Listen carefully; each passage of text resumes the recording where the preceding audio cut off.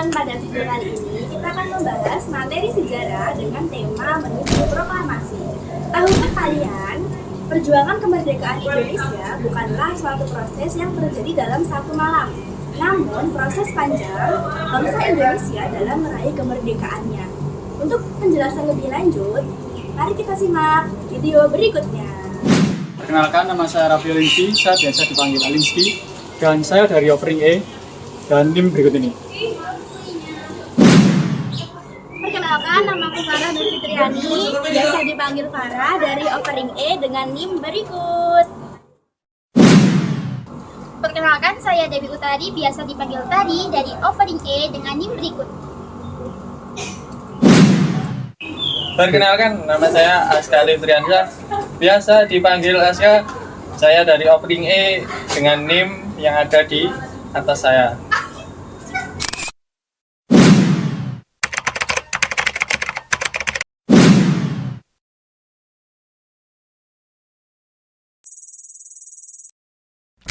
Awal kesempatan Indonesia merdeka terjadi setelah Jepang kalah dalam Perang Dunia Kedua.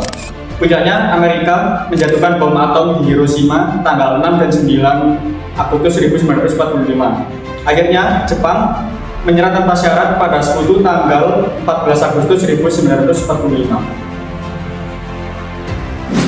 Dalam menuju proklamasi kemerdekaan Indonesia, diawali dengan kekalahan Jepang terhadap Sekutu.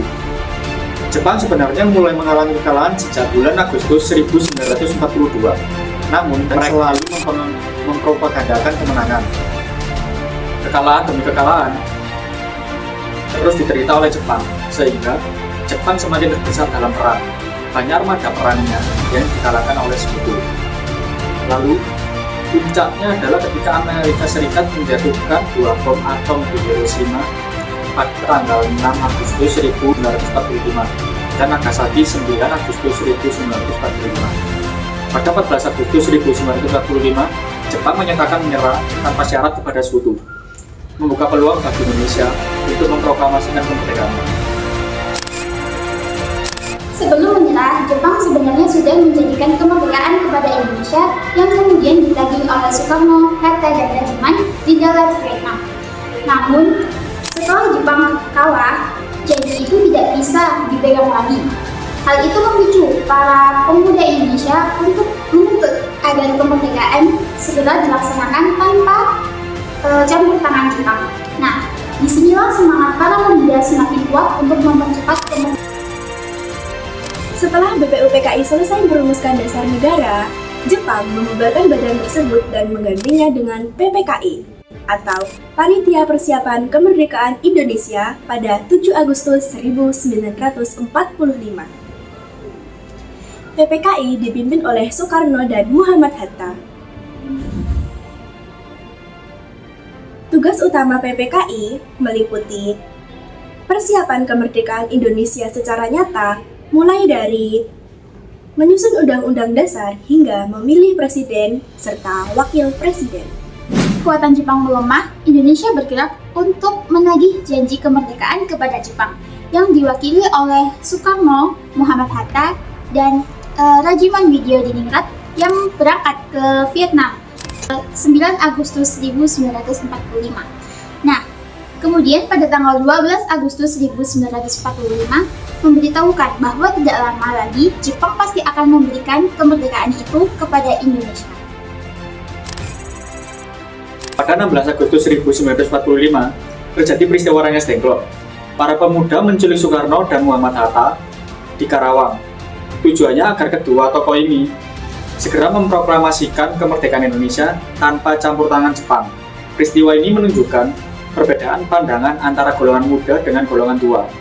Golongan tua cenderung berhati-hati, sedangkan golongan muda ingin cepat-cepat memproklamasikan kemerdekaan. Tiba saatnya diikuti proklamasi kemerdekaan Indonesia. Malam hari setelah itu mereka melanjutkan persiapan proklamasi di kediaman Laksana Wangga. Berkumpullah berbagai tokoh penting, tetapi naskah proklamasi hanya diumumkan Soekarno, Hatta, Ahmad Subarjo, Soekarni, dan Saifullah. Naskah yang dihasilkan dibacakan di hadapan semua yang hadir. Naskah proklamasi kemudian disepakati dan ditandatangani oleh Soekarno-Hatta sebagai wakil bangsa Indonesia atas usulan Parlemen Pemuda, dan naskah proklamasi dipilih oleh Saudi Dulu. Nah, teman-teman, tahukah kalian bahwa proklamasi kemerdekaan Indonesia tentu saja tidak luput dari peran wanita-wanita hebat. Contohnya seperti Ibu Fatmawati, yaitu sosok yang berperan menjahit bendera pusaka merah putih yang dikibarkan pertama kali pada saat upacara proklamasi kemerdekaan Indonesia pada tanggal 17 Agustus 1945. Yang kedua ada Ibu S.K. Trimurti, yaitu seorang aktivis pergerakan perempuan muda yang sempat ditunjuk untuk mengibarkan bendera merah putih pada saat upacara proklamasi kemerdekaan, namun ia menolak tugas tersebut. Nah, yang ketiga ada Ibu Satsuki Mishima, yang mana beliau ini adalah wanita asal Jepang yang berinisiatif meminjamkan alat ketik atau mesin ketik untuk proses pengetikan naskah proklamasi di rumah Laksamana Maeda. Nah, yang keempat ada Ibu Yuliari Markom, di mana beliau ini adalah mahasiswi Ika Daigaku yang berperan mengibarkan bendera pusaka pada saat upacara proklamasi. Selain itu, ada juga tokoh-tokoh perempuan yang bernama Zulaikha Rahman Masjid Yasin, Utari Sutarti, Gonowan. Adapun tokoh-tokoh wanita yang ikut andil dan bergabung pada PMI pada saat proklamasi kemerdekaan Indonesia antara lain adalah Zulaikha Rahman Masjid Yasin, Utari Sutarti, Gonowati Jaka Sukadibira, dan Retno Sujati.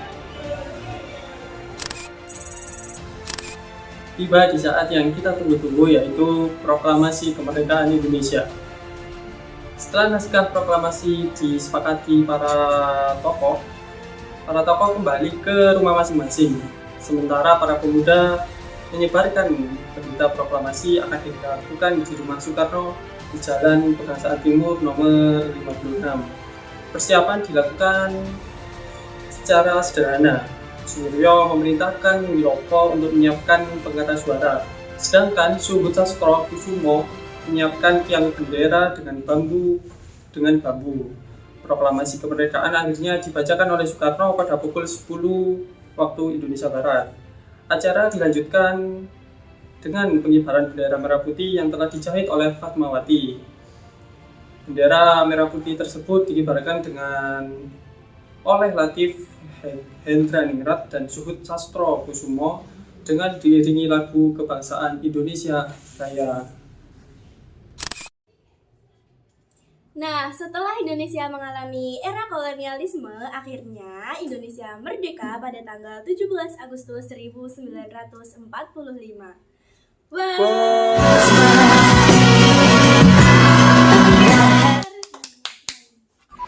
Box and pick confirm, please, Max.